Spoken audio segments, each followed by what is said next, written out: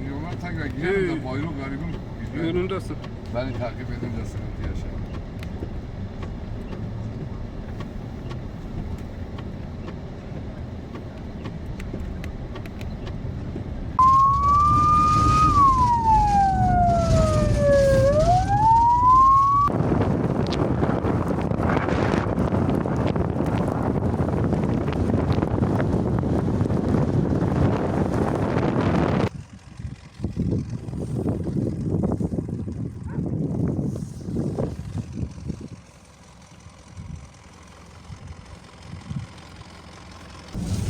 Şu an doğum zamanın mı?